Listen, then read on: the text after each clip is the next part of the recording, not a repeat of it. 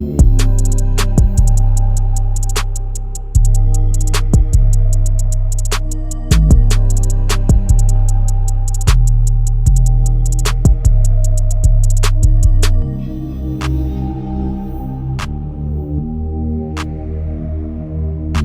back to the Team to Be Miami Heat podcast, your one-stop shop for daily Miami Heat and NBA content. My name is Amir.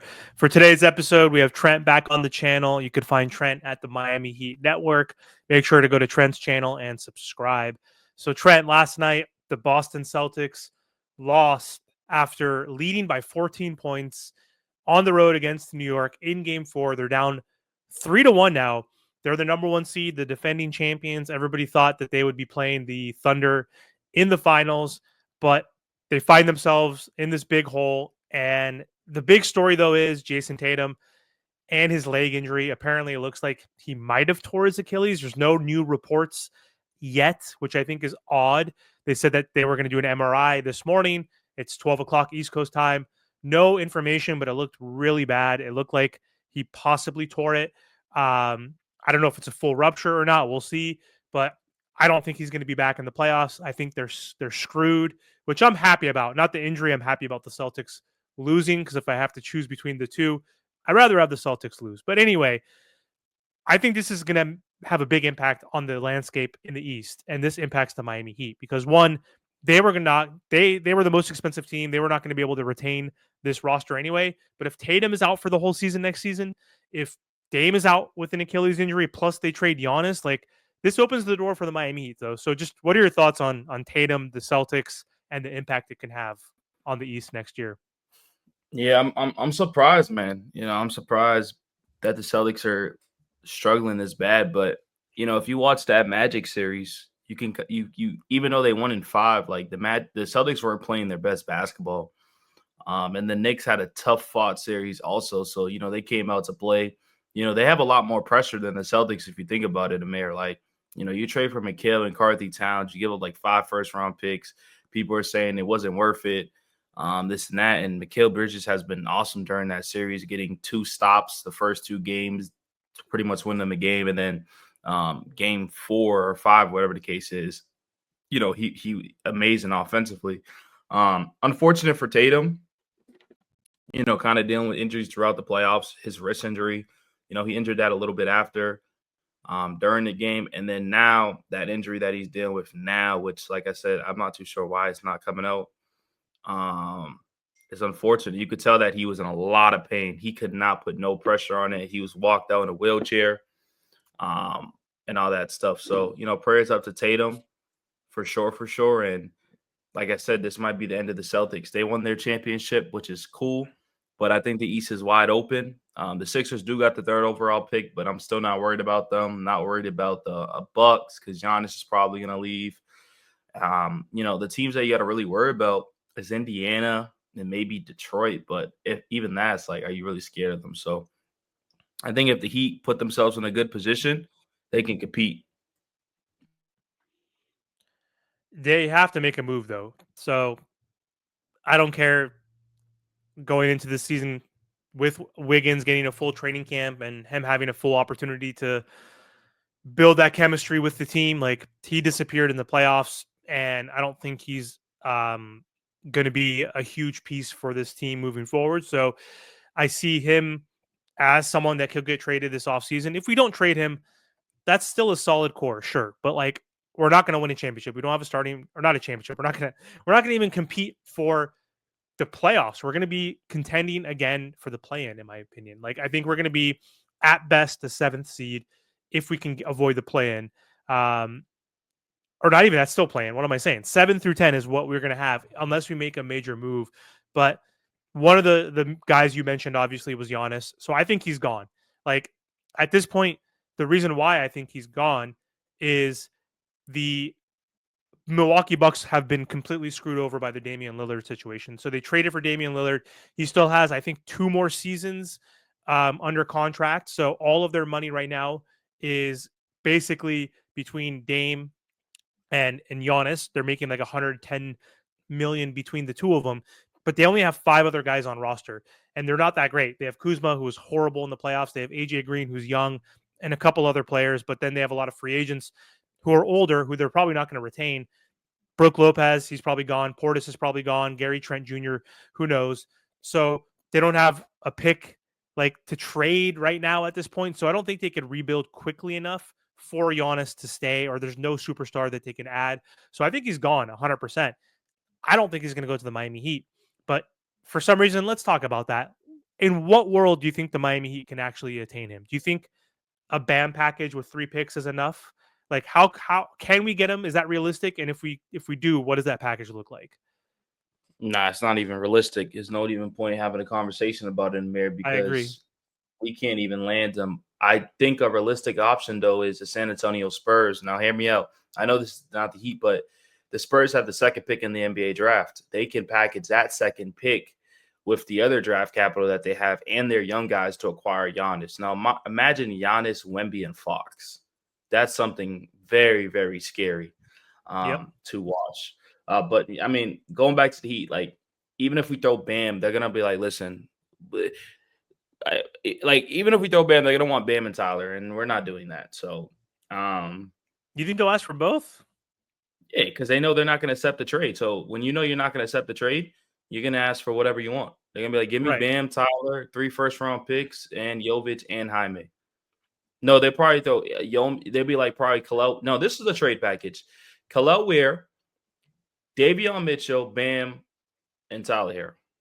Like, bro, they're Yeah. gonna ask for our best players. They're gonna ask for our whole team. Like, there's no point even having a discussion about Giannis because it's just not gonna happen. Realistically, Kevin Durant is the more realistic option because we can offer one first round pick, 2 first round picks, whatever the case may be. Better not be And two. yeah, I'm just saying, but like we could definitely compete for Durant, not Giannis. But I will say with Giannis being traded, it would definitely kind of predict where Kevin Durant gets traded now, right? Because then if Giannis gets traded to the Rockets or the Spurs or somewhere else or the Mavericks, right? That means KD ain't going to some of those teams, which could help the Miami Heat. So you need Giannis trade happening first, to be honest. Yeah, but also like to your point, Milwaukee should ask for everything because they're not going to get another star through trade or free agency, right? They're going to have to do it through the draft because no one wants to go to Milwaukee. They're not going to be good for a long time. They're going to be rebuilding completely if they trade Giannis, obviously, and then Damian Lillard will be someone that can be traded down the line as well. I assume after he gets healthy, which I think he would be on an expiring contract, so maybe they could buy him out, but they're screwed. So they're going to be asking for everything. They're going to need it because he's a generational talent. He's an MVP candidate.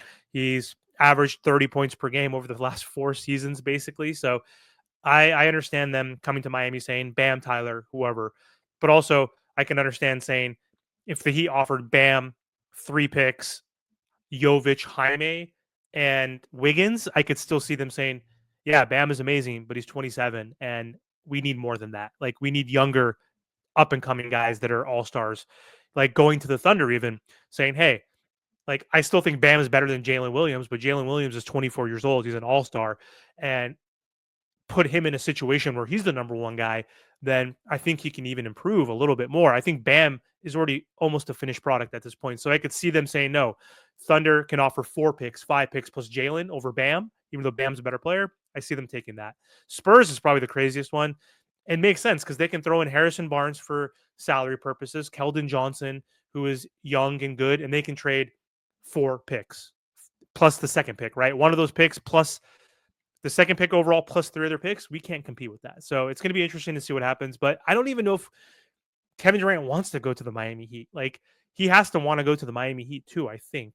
Do you think he even wants to come to the Miami Heat? We saw like KD's boy, whatever, Eddie Gonzalez or whatever his name is, kind of refute that he would want to go to the Miami. We know he wants to go to the Rockets, but to your point, if the Rockets also have a way better chance to get Giannis than we do, they could trade Jabari Smith, Jalen Green, 4 or 5 first round picks.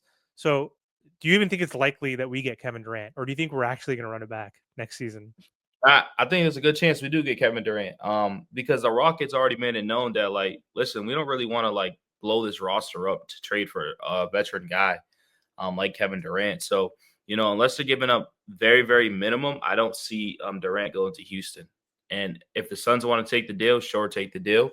I think Houston got the 10th overall pick. I could be totally wrong. Yeah, I they think, did. yeah, they got the 10th pick, so they can daggle around, that pick and stuff like that. But yeah, man, I think there's a good chance that we do get Kevin Durant though, and I don't think that's me being biased or anything. I just feel like it's coming. I just think it's coming. I think Pat Riley got embarrassed, and he said in his presser, and I think we're trading for Durant because he thinks that Durant, Tyler, and Bam could finish it off.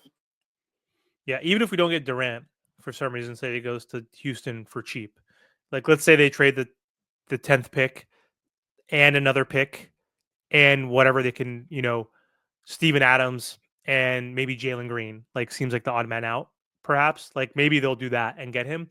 But we need to make changes. Pat Riley said there's going to be changes, but there's going to be other players that we haven't really talked about lately because of the Giannis, the KD noise. Trae Young still might be available. John Morant probably not, but Zion could be available now. Like we don't know what other guy could be available, and the Miami Heat should still go after those guys because again, if Giannis leaves, the Bucks are screwed because Dame is done for the year. Giannis is gone. Hopefully he goes to the West. That will make the West stronger and the East weaker. The Bucks were what, the 4th seed or the 5th seed? So then they get knocked out to the play-in. Then also if the Celtics lose Tatum because he might have tore his Achilles, he might miss maybe not the entire year. If he somehow recovers in 9 months, he could play, probably miss the first 3-4 months of the season. He'll still miss like 50, 60 games.